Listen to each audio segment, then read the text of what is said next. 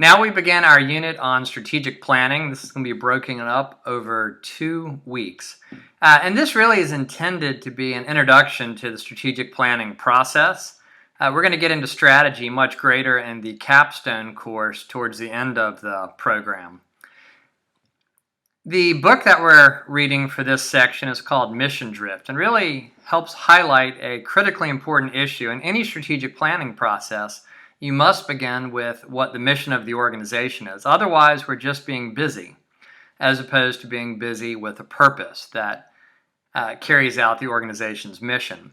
And as the book illustrates, it's really easy for organizations to lose sight of why they were created and what they're about, and they start chasing after non-missional activities. And you can be very, very busy and have your time filled with things that are not the least bit missional to the organization.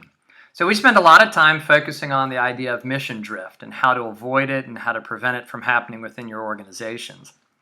We also take a look at 2 articles, one from McKinsey & Company, and the other was a opinion piece written by Kathleen Eisenhart of Stanford University at the time.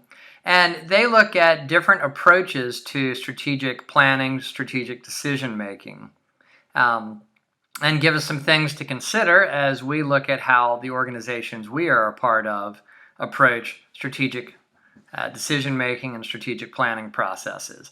Our dialogue this week is about mission drift and what we can do within our organizations to avoid it and what our organizations may be doing themselves to help avoid mission drift, realizing that many of the organizations that have drifted did so without realizing they were moving away from their original founding purpose until they were too far afield of it. Our assignment this week, the writing assignment, is looking at organizations that we're a part of and answering the question that McKinsey & Company posed in their article, which is where and why do you make money? Or in the case of nonprofits, where and why do you have impact? And where does funding sources come from for that?